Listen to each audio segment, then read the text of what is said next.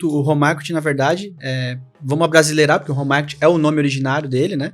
É um produto que foi, de fato, criado nos Estados Unidos, que foi um sucesso absoluto, tanto que a economia americana, como eu falei no começo aqui, foi alavancada em cima do crédito imobiliário. Foi pautada nisso. Em cima da hipoteca. Mas lá a hipoteca, aqui no Brasil, ela teve uma alteração, né? Mas o produto trazendo para o Brasil, basicamente, o que é o crédito com garantia de imóvel. É quando você tem, né, uma pessoa física ou jurídica que possui um imóvel para dar em garantia, ela dá em garantia para a instituição financeira em troca de um crédito com uma taxa muito mais barata, comparada a todas as linhas de empréstimo, já podemos falar disso, com prazo muito longo para pagamento, certo? E uma alavancagem muito alta. Por quê? Hoje você sem garantia, um exemplo, o nosso ticket médio na Seja Best, né, de 300 mil reais para um home equity. Hoje sem garantia, cara, você não consegue tomar 300 mil no banco. É muito difícil. Muito difícil, né? Muito específico. Muito Teria difícil. que ser uma pessoa muito específica para conseguir alcançar esse crédito. Exatamente. E mesmo que você consiga em outras linhas, como o ticket médio de prazo das modalidades de empréstimo no Brasil são curtos, você tem uma parcela muito alta, fica inviável. Não tem como você tomar um empréstimo de 300 mil para pagar em 36 vezes. No empréstimo pessoal, por exemplo, uma taxa de 6%, 10% ao mês, não faz sentido nenhum. Então, ele é muito positivo nesse sentido. Você tem uma alta alavancagem, uma taxa muito baixa e um prazo muito longo.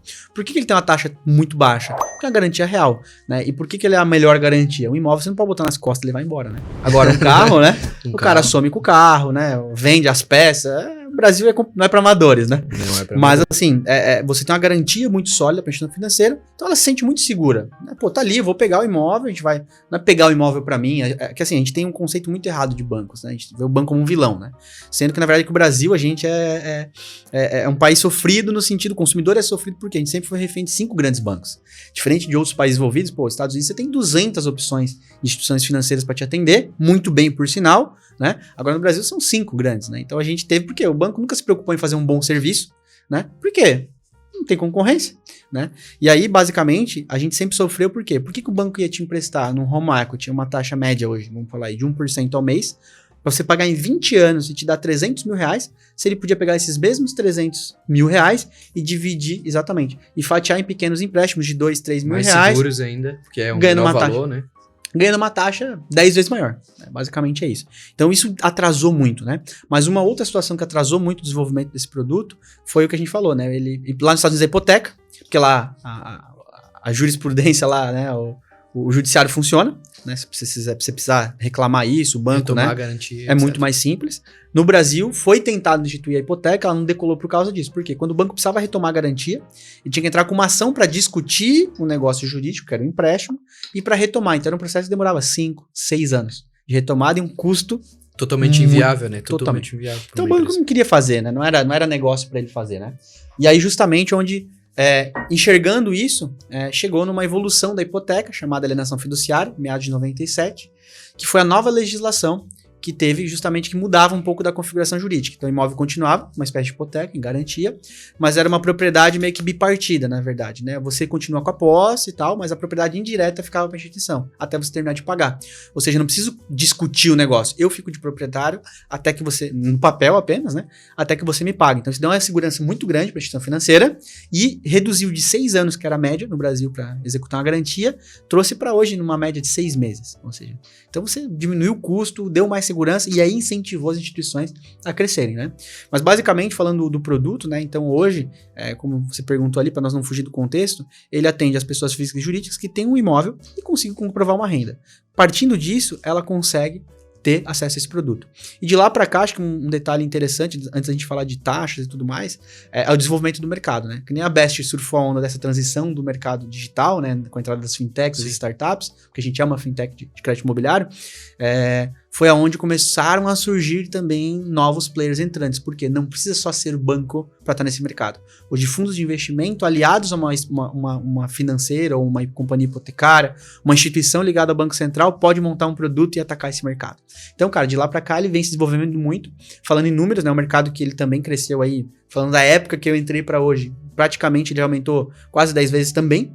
E falando o crédito imobiliário, porque nós não vamos falar só de, né, vamos falar de home equity, mas o crédito imobiliário é o home equity e o financiamento, né? Sim, sim. É um mercado que hoje ele já fala em 12% do PIB, né? Para contra 2%.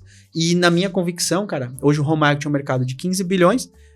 Alan, é um mercado de potencial aí de 500 bilhões, sim. meio trilhão ou até mais, né? Pelo tanto de imóvel que tem, mas precisa escalar mais. Acho que é onde a gente vai entrar bem aí, ajudando o consumidor. E só fazendo uma ressalva ali no que tu falou, que o pessoal tem muito medo, né? Muito patrimonialista no sentido de ter medo de perder a garantia, né? Não é uma coisa que vai acontecer, né? O banco, ele nunca vai pro sentido de ter que tomar o que é seu. Ele sempre busca conversar e tentar negociar da melhor forma possível. Porque o banco, como toda empresa, quer ganhar dinheiro, né? Então a ideia dele não é ser aquele, como tu falou, mal, né? E tomar a tua garantia, por mais que seja em menos tempo hoje, né? As pessoas têm medo disso, né? Mas não é isso que o banco quer. Ele quer te dar o dinheiro, tu botar o teu imóvel em garantia, ter essa segurança. E caso, obviamente, a gente sabe que na vida nem tudo é perfeito, aconteça alguma coisa, o banco vai tentar de todas as formas, da melhor forma, negociar com essa pessoa para que ela não perca a garantia dela. Porque o banco não quer caso, o banco não quer ter que leiloar uma casa, né? Tem um ponto bem interessante que tocou, né? A gente atende todos os nossos clientes lá no São Digital, né? Então é tudo pro atendimento. E, cara, todo mundo fala a mesma coisa, né? Pô, mas e aí, se eu não pagar, como é que vai ser? O banco vai tomar minha garantia? Ou até mesmo as pessoas confundem, né? Elas, só por ter o imóvel, o crédito tá todo torto, não consegue comprovar a capacidade de pagamento. Aí é negado, o crédito fica brabo. Pô, mas tô dando imóvel, acho que eu vou dar um imóvel e não vou pagar. E na verdade é justamente a visão. Na verdade, a garantia ela é um acessório, justamente para transformar esse produto viável. Mas o banco não tem interesse nenhum na garantia, porque senão ele virava uma imobiliária, né? Virava um fundo de investimento imobiliário. Não, né? O negócio do banco é justamente o quê? Ter a garantia porque é um crédito de 20 anos. Você pode estar com crédito maravilhoso, mas, 20 anos, muita coisa pode acontecer. Muito tempo. Então, tá resguardando, né? Obviamente, uma segurança para diminuir o risco. Mas o banco, cara, em nenhum momento quer, porque dá dor de cabeça. O banco não quer que você perca o imóvel, você falando por aí que o banco é sacana, né? Ele não tem o que fazer com esse ativo, só vai gerar custo. Ou seja, é zero interesse, tanto que o banco não fica com o imóvel. Qual que é a última linha disso, né? De um problema. Pô, não teve jeito, como você falou, o banco vai querer negociar, vai fazer de tudo, vai pegar o que tá atrasado, jogar de volta, o banco não quer o imóvel. Mas se tiver que ir pra um caminho, tem gente que abandona, não paga, o banco não pode perder também. De cabeça isso. O banco quer ganhar os juros, né? Mas se tiver que ir por exemplo, fazer um leilão do imóvel, justamente para resolver o problema. E muitas vezes o leilão ele é feito maior do que o valor do crédito, a pessoa ainda pega o troco. Então o banco ele só quer resolver o crédito. Então acho que um ponto que tocou é o medo das pessoas, mas não é a visão correta, né? Porque o banco quer ganhar os juros, né?